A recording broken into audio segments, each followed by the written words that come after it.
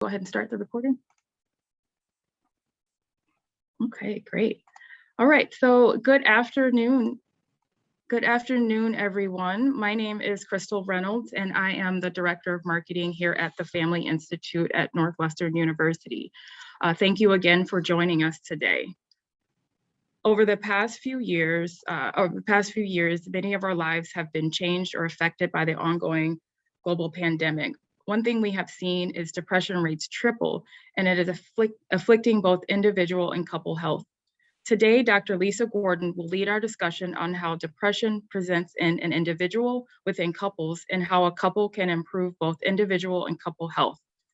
Dr. Gordon is a seasoned clinician who specializes in treating anxiety, mood disorders, and couple distress.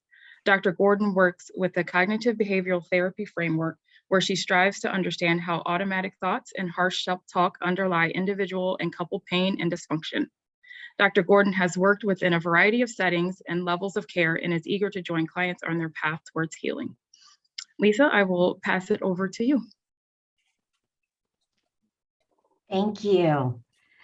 Yes, rates of depression have tripled since the start of the pandemic. And that means we need to be triple as informed, triple as aware, and triple as compassionate to manage depression in our families. I want to share with you the model I use to treat depression, the cognitive behavioral model, or the CBT model. It provides a really good framework for both describing the experience of depression as well as mapping a pathway out of depression. Can you guys all see that? Okay. The cognitive behavioral therapy model says that there are 3 types of symptoms: emotions or mood, thoughts or cognitions, and behavior, and they all affect each other. So we're going to talk today about how depression presents in an individual, in a couple, and then what are we going to do about it? I'm going to start with the individual with depression, and I'm going to start with emotions because oftentimes those are the most obvious, the most painful. Using your chat to everyone, tell me, what emotions do you associate with depression?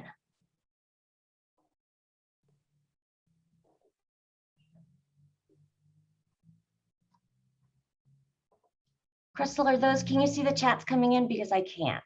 Is anything? Yes. Happening? Yeah, we have sadness, lack of motivation, numbness, irritation, ambivalence, hopelessness, apathy, devalued, grief, anger, despair, sadness, irritation, insignificant, disengagement, feeling rejection, isolation. Okay, you guys know exactly what I'm talking about. Yes. So let's go through some of those.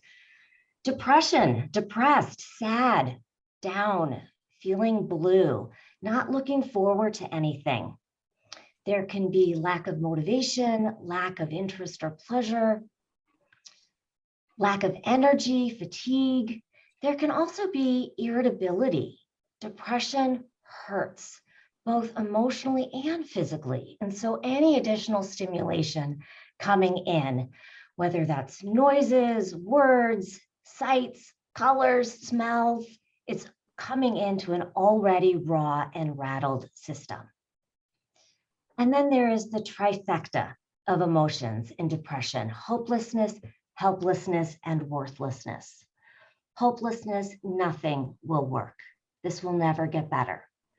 Helplessness, I can't, literally feeling paralyzed.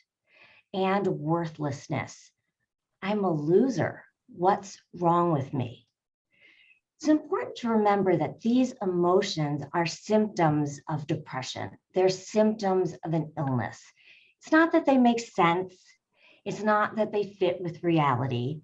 People experience these emotions because they're sick with an illness, and these emotions are the symptoms of the illness. Very similar to a runny nose with a cold, or a cough with pneumonia. I won't say that word. You probably wouldn't ask, why is your nose running? Or you shouldn't be coughing. And it's the same idea with these emotional symptoms of depression. People are experiencing hopelessness, helplessness, and worthlessness, not because it makes sense or they fit with reality, but because they're sick with the illness, and that illness is depression.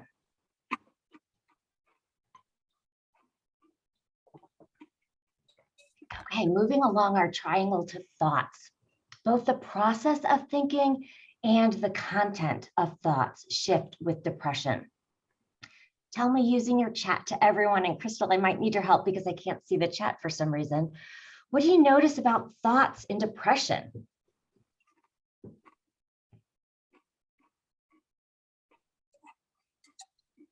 We have foggy, down and negative, slower, negative bias, slow, sluggish, not in reality, black and white. It can be hard to be objective, confused, Yes. extreme, difficult to think of another time without depression, extreme, unable to think clearly, labeling, Yeah. brain freeze. Yes, thank you. Part of me feels so grateful that you're participating and here with me. And part of me feels so sad that we all know what this experience is like. Thoughts, the process of thinking. These emotions are consuming and the thoughts are sticky. They're hard to swat away. They're hard to look out from. So the person with depression can look distracted, preoccupied, even self-absorbed. It's hard to take in anything, people, information, anything in addition to what's already sitting on their head. It can be very hard to take in information, so it's hard to remember anything because that information wasn't encoded properly in the first place.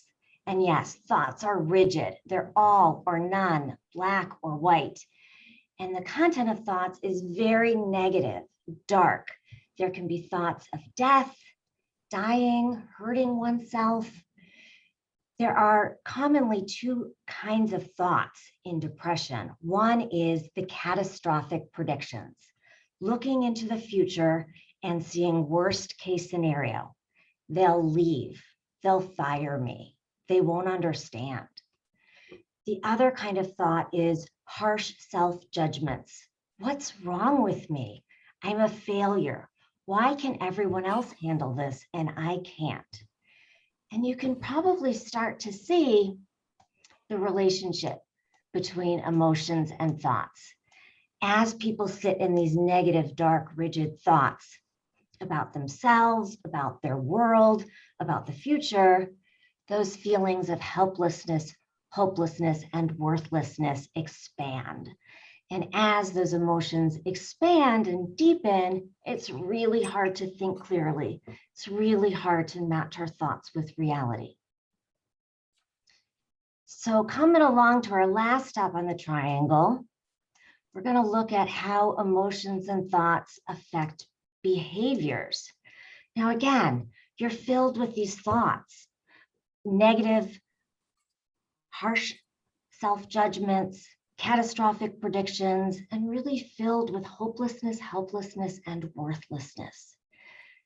Using your chat to everyone, what do people do in this space? What are the behaviors?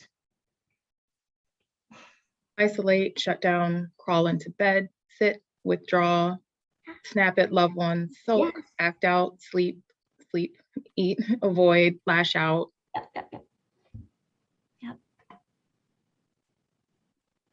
With lack of motivation, isolation, withdrawal, self-involved. Thank you. Some of these responses are symptoms of depression and some are coping mechanisms, and all are great and true. And I'm going to talk about all of those. The symptoms of depression are those sleep and appetite changes. Sleep can go up or down. Some people sleep more, that lack of energy, lack of pleasure or interest pulling them out of bed. And sleep can also be a way to escape the really painful emotions and thoughts of depression. Sleep can also be disrupted. Those thoughts, the relentless pounding thoughts in your head, can really interfere with falling asleep and staying asleep, so people will sleep less. Appetite is the same way. Some people eat more. Those carbohydrates really do soothe, and some people eat less. The loss of pleasure, loss of interest, lack of energy, they pertain to food as well, and nothing tastes good. There's also that irritability.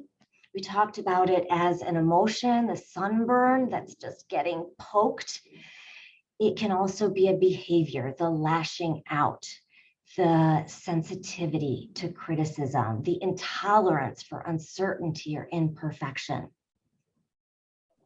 And then we have the coping strategies, these emotions of hopelessness, helplessness, and worthlessness, and the thoughts, the catastrophic predictions, the harsh self-judgments. We will do anything to get some respite from them, to escape them or dull them, even for a moment. So there can be excessive masturbation, sex, promiscuity, pornography. There can be gambling, excessive video gaming, binge watching. There can also be substance use.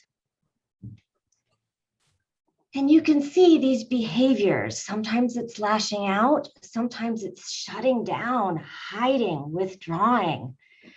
We're not showing up in our roles in the usual ways. And that can certainly link back to feeling hopeless, helpless, and worthless, and being really scared about our future, really harsh on ourselves. And we get this cycle going. We'll pause for questions in a moment. I just want to make the distinction between clinical depression and what are normal mood shifts, especially in the face of a stressor. Clinical depression is 5 or more of these symptoms, including depressed mood or loss of interest or pleasure for most of the day, nearly every day, for at least 2 consecutive weeks. So that chronicity and pervasiveness is what characterizes clinical depression. I'll pause here. Crystal, anything that's coming in?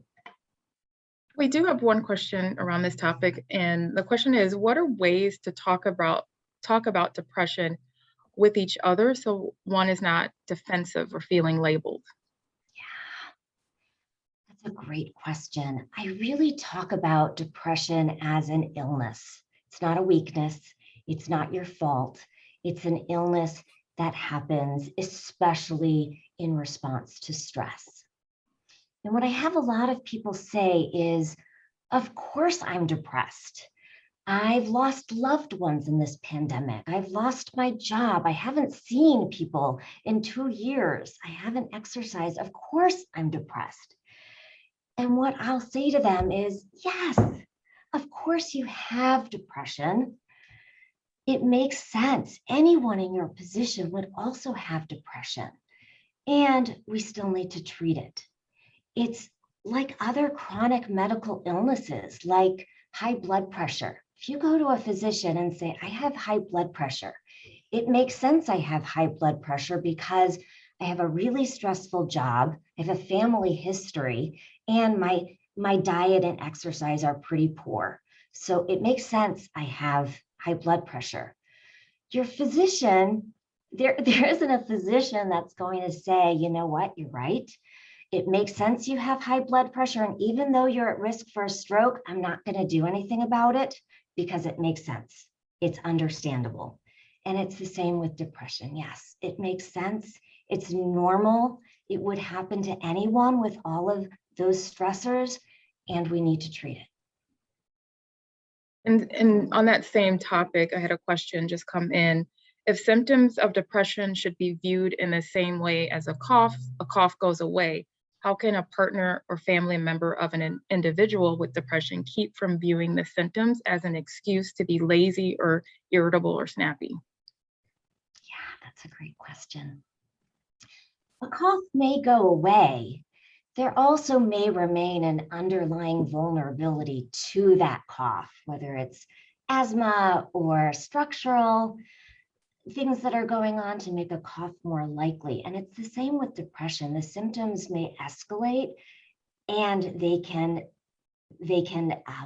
diminish, especially when well managed. So just because you have depression, you have that chronic medical illness, doesn't give you a free pass to not manage it and not handle it well. I would say that for a cough, I would say that for high blood pressure, diabetes, and I would say that for depression. Just because there is that vulnerability to it, we all have a responsibility to manage as best we can those chronic medical illnesses.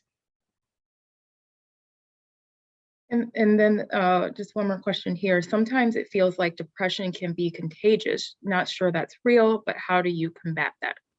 I love that word. So let's talk about the partner, because you're absolutely right. All of this that's going on with the individual is also affecting the partner. Okay, so whether it's clinical depression or low-grade depression, these behaviors, the lashing out, the hiding, shutting down, are certainly going to affect a partner's emotions and thoughts. So my person is maybe lashing out, maybe shutting down, hiding, absent, physically and or emotionally. So using your chat to everyone, and thank you so much, Crystal. You probably didn't know we were doing a co-presentation here. Tell me as the partner, what might the partner be feeling?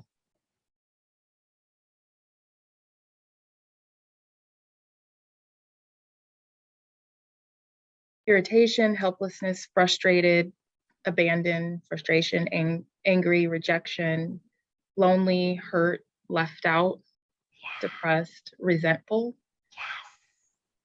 Yes, all of those things. This is where the contagion part comes in. Even though the depression may have started in a different place, the partner can feel many of the same emotions: helplessness. I don't know what to do. Nothing I'm doing is working.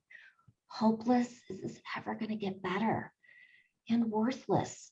And if not worthless, certainly unloved, left, ugly, unattractive, not worth being with, uncared for. And so there is that similarity. I'm going to start using that word contagious because it's perfect and fits. Okay. So again, my person is maybe lashing out, maybe hiding, disappearing, numbing, gone, physically and or emotionally. So using your chat to everyone, what might the partner be thinking?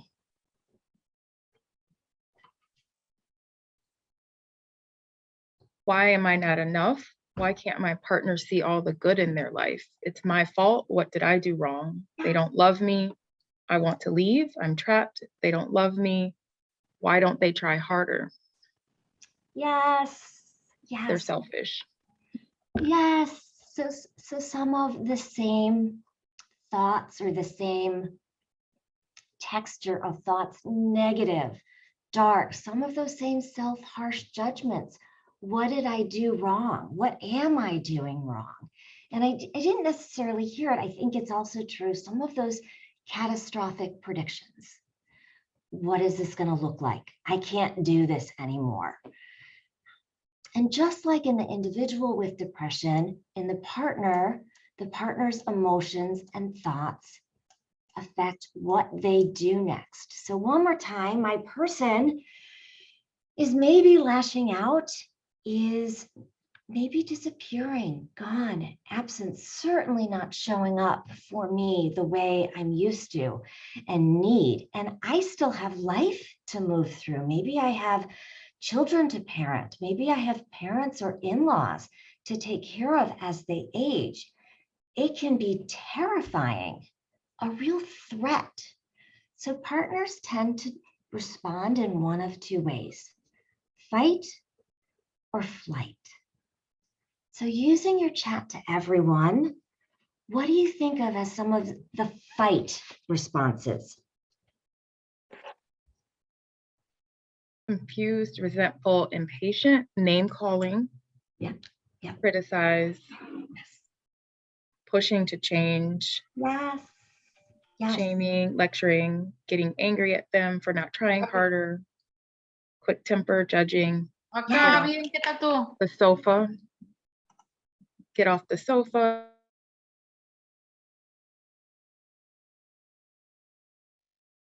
Oh, sorry, frustrated, try harder. Yeah, thank you. I hope you all can see, this is my way of simulating us being together live. I hope you can see from all of those responses, that's what people do. Half the people respond with fight. Fight can be overtly hostile, some of that shaming and judging and blaming and criticizing and conflict, lecturing. Some of the fight responses, how I think of fight responses, are not overtly hostile. They're still mobilizing and they're attacking the threat, which is the depression. So I think of fight responses as maybe excessively asking questions or excessively encouraging, excessively suggesting, excessively directing to resources. These may be very loving responses. They may be meant as loving. They may be seen as loving. And because of those symptoms of depression, they may come into an individual with depression sounding a lot like you're doing it wrong. You should do it differently. If you were only doing it differently, you wouldn't be depressed. It's your fault you're depressed. You're ruining our lives. The other half of people respond with flight. Using your chat to everyone, what do you think of as those flight behaviors?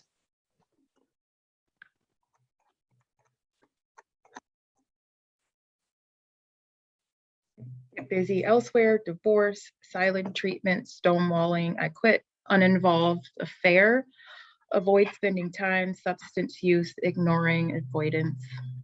You got it. Yes, all of those. And again, these can be very loving behaviors. They're meant as loving. I don't want to start a fight. Everything I do seems to make it worse. I don't know what to do. I'm going to give them space. Let them figure it out. They're meant as loving behaviors. They may be seen as loving. And again, because of the symptoms, the emotions, and the thoughts, these flight behaviors may come in to the individual with depression, sounding like, you're unbearable. I can't stand to be with you. I'm leaving. So fight or flight are really normal, understandable responses to the threat that's come into the relationship, that depression. And those fight or flight behaviors may inadvertently feed the emotions and thoughts that keep the cycle stuck for the individual as well as for the couple. So we will go on to talk about what do we do about it. I wanted to pause here for questions.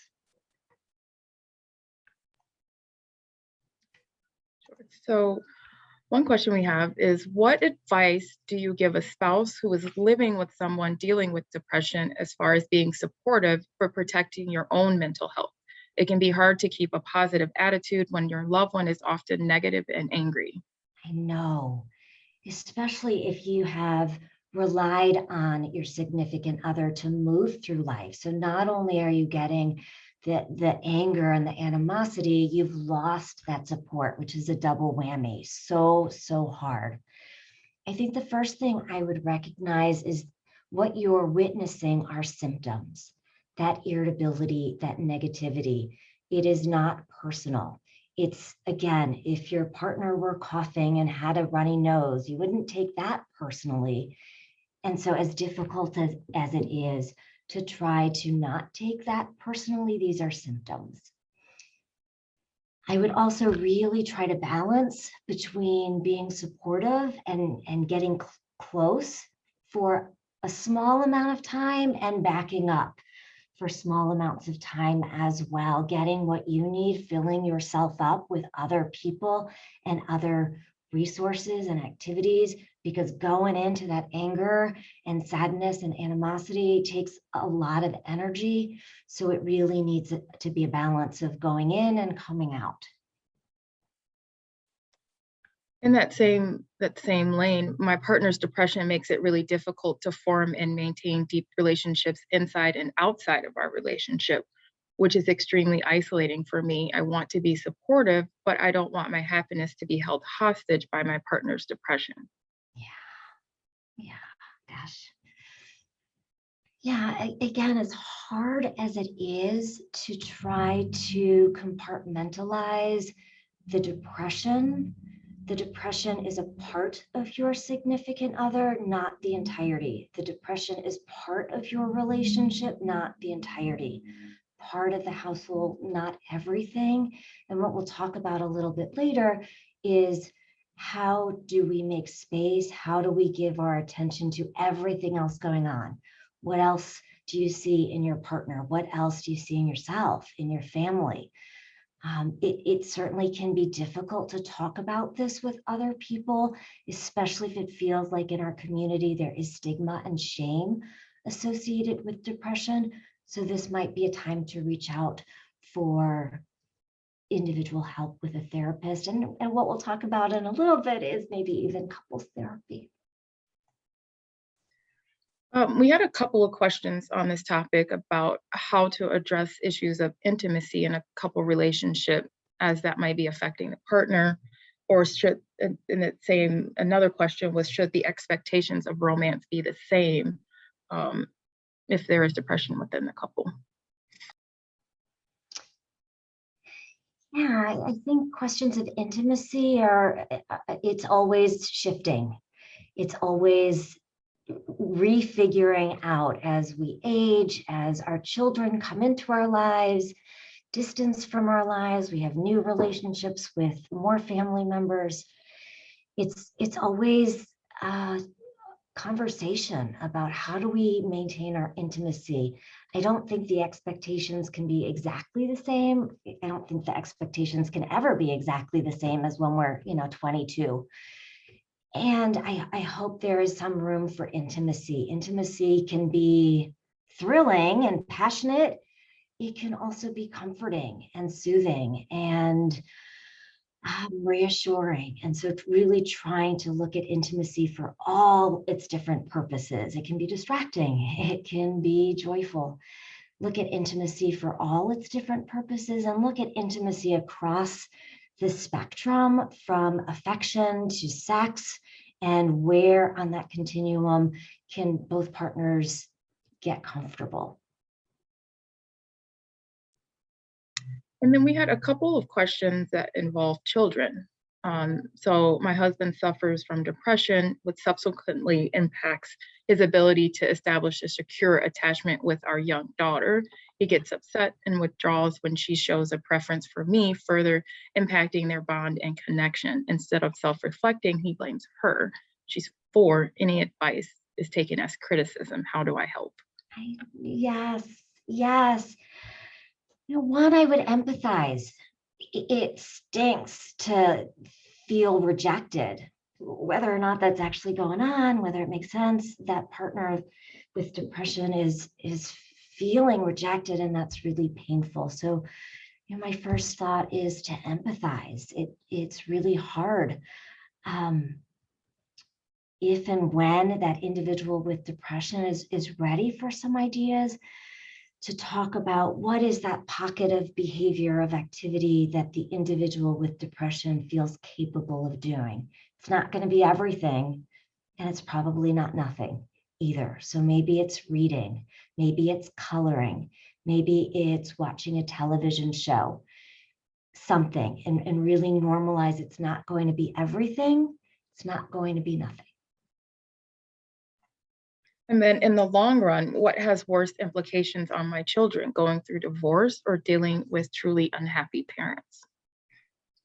I don't have any statistics about that. I know depression is treatable. We have really great treatments for depression. Divorce, generally, you don't treat or manage or move through in the same way. It's more final. So I would vote for depression, and let's get treatment. Let's get some support with it.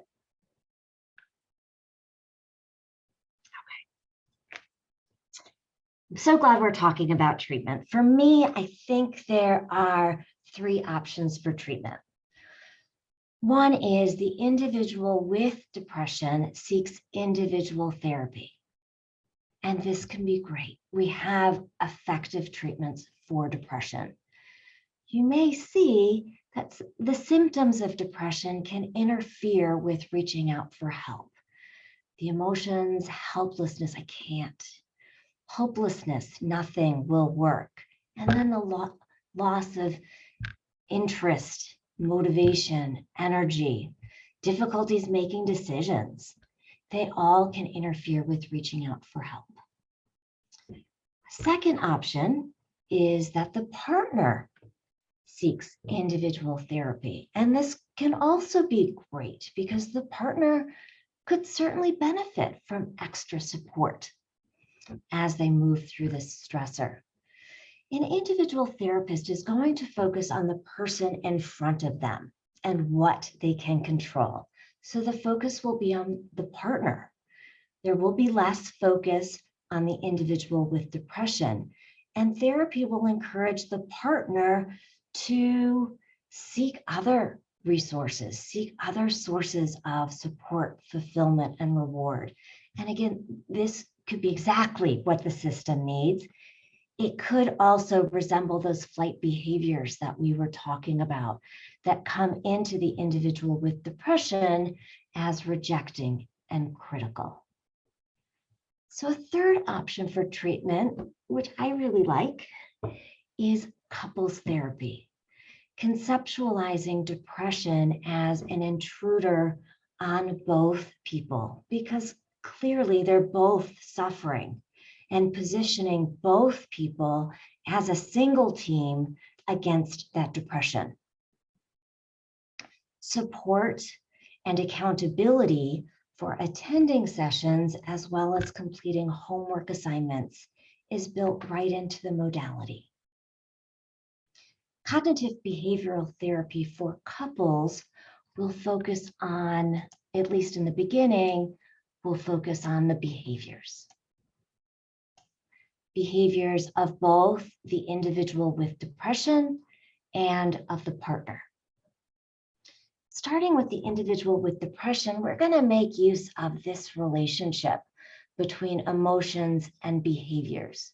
So far, we've mostly been talking about it as starting from emotions and leading to behaviors. In normal mood, that might look like, I want to do something. I have energy. I have confidence. I'm going to go out and do it. In depression, it's more like, I don't want to do anything. I don't have any energy. I don't have any confidence that it will work. So I shut down and I hide. Treatment is going to make use of this relationship going in the other direction. We have a lot of research that tells us if we can get individuals with depression to increase activity, engage in behaviors, whether or not they want to, it improves mood. It's called behavioral activation. Increasing activity improves mood. So couples therapy will support the couple increasing activity in any way they're willing to do so. That could be parenting, household maintenance, social interaction, exercise, volunteering, travel, any way that the couple is willing to increase their activity. Sometimes I use Gary Chapman's framework of love languages and try to increase activity in a certain love language. Sometimes I'll look at a big list of pleasurable activities. You can find them on the internet, both pandemic version and non-pandemic version. I'll look at the big list of pleasurable activities and have the couple choose a few that they're willing to engage in. Or I'll look back at their earlier relationship before depression. before the pandemic, maybe even before children, and invite back a few of those behaviors. You've certainly heard me say anything the couple is willing to engage in. We don't talk about want when treating depression. That is the cardinal symptom of depression, is not wanting anything. So we're not going to wait for want before we increase the behaviors. It's about being willing to engage in these behaviors for the purpose of treating depression. It's the same idea for oral medication. I don't know anyone who takes oral medication for any reason because they love it. It's such fun. It's a thrill. They can't wait every day to take that medication. No, they take it because it works. It's effective. And the same can be said about increasing activity. We have just as much research indicating the efficacy of increasing activity to treat depression as we do for oral medications. So it's about increasing activity to improve mood, not because they want to. Coming over to the partner's behaviors, there is no one set of partners' behaviors that is deemed supportive by everyone. So couples therapy isn't about saying, do this. It's about providing the space for both people to decide for themselves what feels supportive. For some couples, supportive behavior is the partner taking a step back, taking really good care of themselves, practicing self-care, self-compassion, reaching out to supportive others like family, friends, a therapist, engaging in healthy distractions and healthy pursuits. When it's for sure known that the partner is taking care of themselves, the individual with depression may feel a little more able, a little more free to take care of themselves, less guilty to focus on themselves. For some couples, supportive behavior is the partner coming in close and being with the individual with depression right in those darkest moments, practicing coping strategies together. So therapy will teach both people what to do in those really hard moments. It might be breathing exercises, distress tolerance skills, meditation and mindfulness, grounding exercises, or engaging in healthy distractions. So it's not about this one menu, here's what you do. It's about providing that space for the couple to decide together. So in those really hard moments, they can look over at each other and for sure know that is my person showing up for me. That is my person committed to and loving me. Whether we're talking about the behaviors for the individual with depression or for the partner, there are a few ideas I always weave in. One is small steps. Depression is debilitating, so we can't talk about back to normal, all better. We talk about what is something a little bit more than nothing. What is the first step? What is better than last week? So for instance, if we talk about date night as a way to increase activity, date night is no longer going downtown to dinner and a show, not yet. Date night is let's go to Target and pick out a few hot chocolates to taste test. Date night is 20 minutes of watching the animal cam at the Shed Aquarium. Date night is going outside to your back patio and blowing bubbles for 20 minutes. That's where we start. I also weave in notice the positive.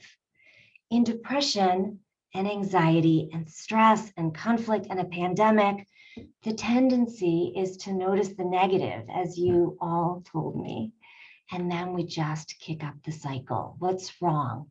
What's not right yet? How am I falling short? So we have to intentionally notice the positive and create rituals for noticing the positive.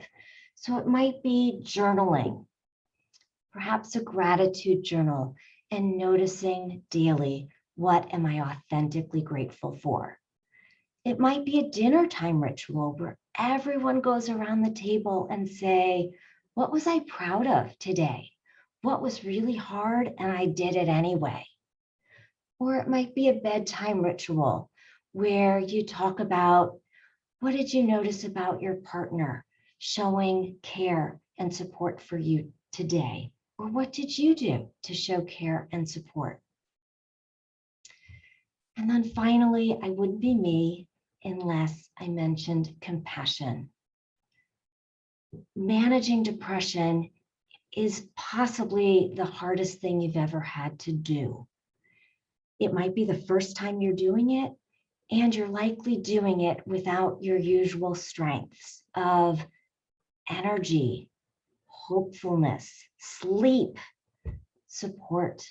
So please be really kind to yourself and each other.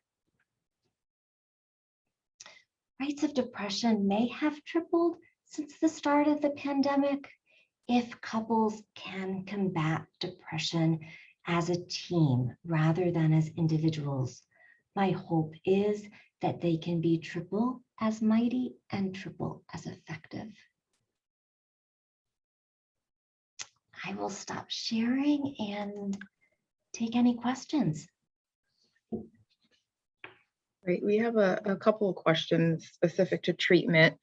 How would someone introduce the idea of couples counseling if their partner with depression does not want to go to therapy? We also had a similar question. What if someone is not willing to accept that they are suffering from depression?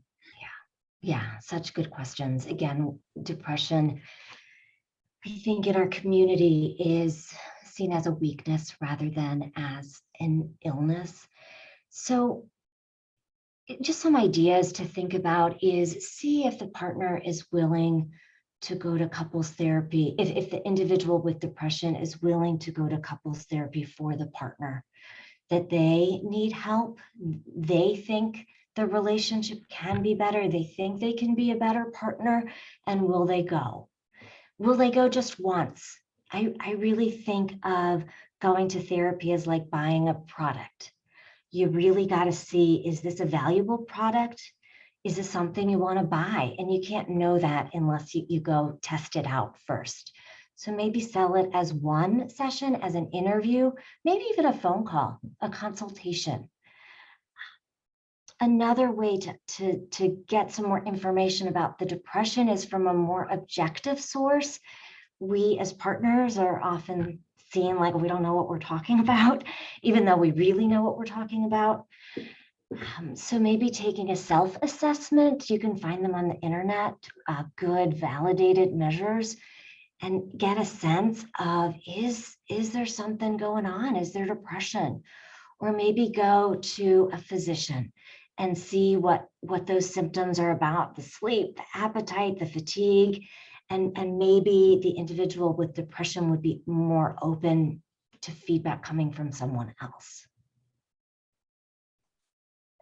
And any suggestions on how to include young children in treatment, or how might a couple talk with their kids about depression in a united way? Yeah, I would talk about it as an illness, that mommy is feeling sick right now and she's getting help and taking medicine and doing all the right things. And we're gonna get through it just like you get through all the other illnesses. Sometimes it's helpful to include children in treatment, especially if they're older, if they can understand what's going on, maybe if they have the experience of depression themselves, because then they can see it's okay to ask for help. This is what our family does to manage stressors. We ask for help, we do this together. Sometimes if the children are smaller, we get a lot more traction by supporting the parents, supporting the couple, and giving them the words for how do we talk about this, what do we do, and that healing, support, comfort will trickle down to the children without the children coming in. And another question on treatment, how does treating depression within a couple differ from treating individual depression? Some of the concepts are the same. Again, that if for individual treatment, it is very much increasing activity, increasing support. There's also in CBT going to be an element of identifying those thoughts that are often so distorted and not matching reality, thoughts that we get from maybe our earlier learning, what we learned about ourselves and the world. So individual treatment will also work on those thoughts. We can work on that in couples therapy as well. So what I would say is whatever the individual with depression is willing to do. If it's medication, no therapy, great, let's do that. If it's individual therapy, great, let's do that. If it's couples therapy, okay, we got it that way too. All of these can be really effective treatments. Let's just do something. Right.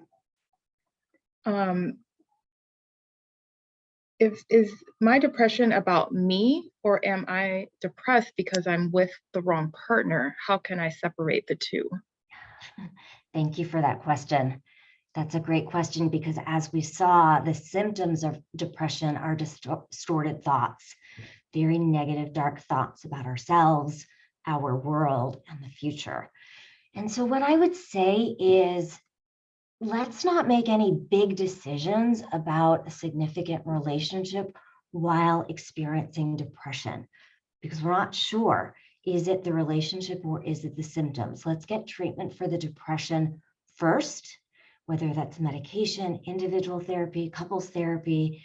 And if you're not able to make any traction and feel better, that might give me more data that maybe it's the relationship that's a significant stressor and making it hard to heal from the depression.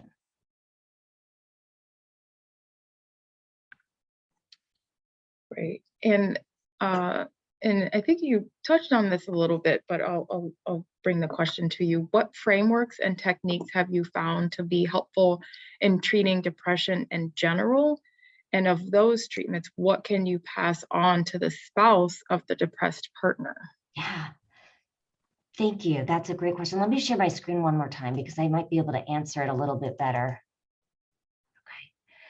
Okay. I work from a cognitive behavioral therapy standpoint. I'm not saying that's the only standpoint. It does have a lot of research and empirical support for the efficacy of this approach. CBT knows that we can't do a whole lot about changing emotions or mood. It's a part of the brain that's not under conscious control. You probably know that if you've ever said to yourself, cheer up, you shouldn't feel like that. Not really helpful. And so we tend to work on these other 2 points. We're going to change thoughts and we're going to change behaviors, both of which link back to mood and will improve mood indirectly. So we'll come up with a whole bunch of techniques and ideas for how can we think differently and what can we do differently. Not going to get so stuck on why am I feeling this way, because it's not shown to have as much impact as working on thoughts and behaviors.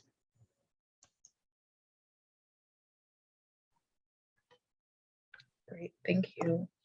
I'm going to go back. There was a couple questions that we didn't get to before. How do you balance the understanding that these are symptoms with the need for respect and accountability? What about abuse dynamics? Yeah, that's the balance. That is the honoring my partner and honoring me. It's always both. And so I understand, I can empathize. That stinks. I'm so sorry you're going through that. And we have these boundaries. I I am not willing to be subject to abuse, abusive behavior. I need to see some effort to treat this. It has to be both. It's not one or the other. Okay. And another question. I have a couple where each is neurodiverse, each with depression and anxiety regarding behaviors, how to distinguish which behaviors to focus on, which come from depression versus autism. Yeah, I would go back to that willingness. Whatever the individual, the couple is willing to do, whatever they're willing to do more of, that's the right place to start. That's the right answer. It really doesn't matter so much of it has to be this kind or this kind. Whatever the individual, the couple, the system is willing to increase. Let's start there.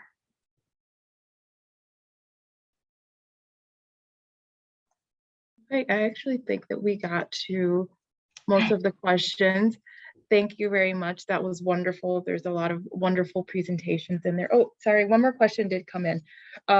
When trauma is involved in depression, would you treat it differently?